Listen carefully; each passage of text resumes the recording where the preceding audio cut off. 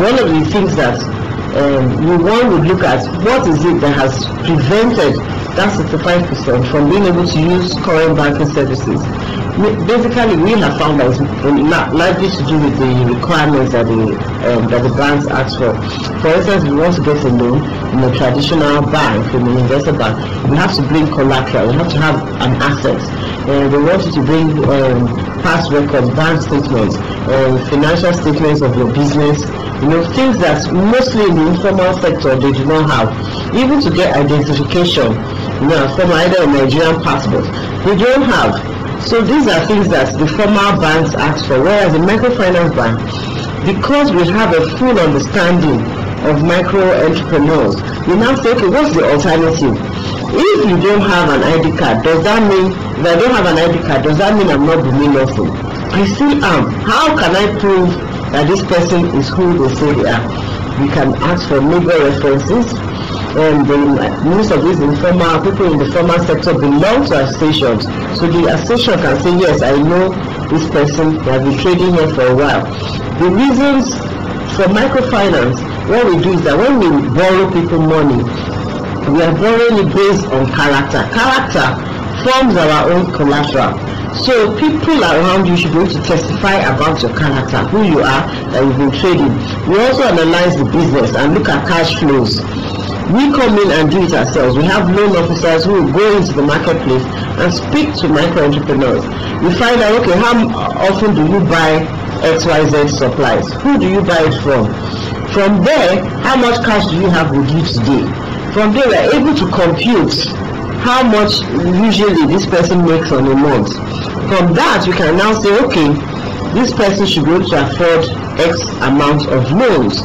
Then we go to their houses, we talk to their neighbors, talk to their family, see them in their house, so that we know for sure that this is who this person says they are. We ask for utility bills, we are flexible in terms of the requirements, and we have found that we have been able to provide banking services as a result. From the onset, the Central Bank of Nigeria Microfinance Policy and Regulatory Framework stipulates that the microfinance institutions are to be private sector driven. Strictly speaking, yes, we try to discourage direct government involvement. We found out from our experiences with the commercial banks, having government in the banking system creates some form of distortion. And we needed that the private sector should drive, because when the private sector drives, the focus will be different. They'll be looking at making profit, running an efficient and organization that has all the structures, corporate governance, reporting system, and other for accounting purposes or even for shareholder purposes. So that is where about government because in that same policy that we have, each local government, each state government is expected to set aside 1% of the annual budget to support microfinance lending in their localities. And of course, if they just set aside the money, that money must be given out to people. They can give it out to banks to run for them. They can set up a multi-purpose organization to do the investment. They can put it in. They can give it out as managed funds, and we're also planning to have what we call a microfinance development fund. They can make that money available on commercial basis to any of these bodies, and then such amounts can be made and can be used for them for the purposes of lending in their own states or in the local government. Well, that's where we draw the curtain tonight on the very interesting topic, the microfinance policy framework. But before we go, a quick look at the economic indicators for the week.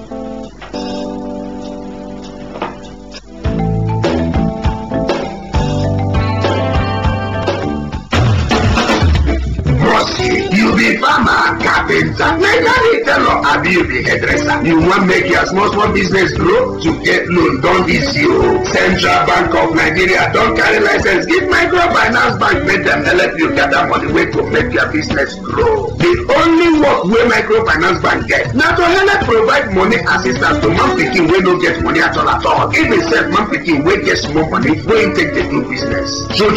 Microfinance go help make the business grow. Enter any microfinance bank bank today wey near you. Make this better no pass you. Collect your own economic prosperity. Your money wey you deposit dey safe as microfinance bank dey insured inside Nigerian Deposit Insurance Corporation. Central Bank dey watch them every penny. For more tori, enter any microfinance bank wey near you or visit CBN website www.centbank.org. Central Bank of Nigeria dey knack una dis tori.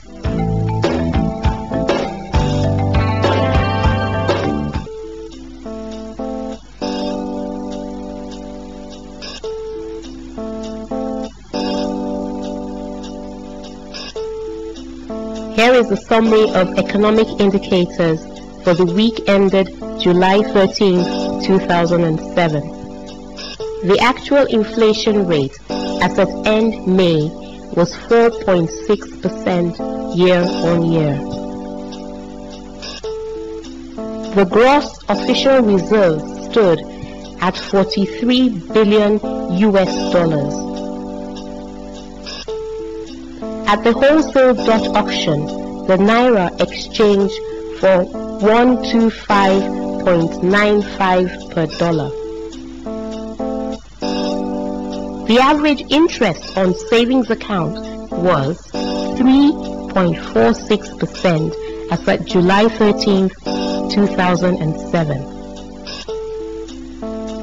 The average prime lending rate of banks was 17.6%. The average maximum lending rate of banks stood at 17.68%. The amount of currency in circulation as at end May 2007 was 745.1 billion naira. The price on Nigeria's reference crude, Bonny Light, stood at $80.59 per barrel. And finally, the average volume of output of crude oil stood at 2.15 million barrels per day.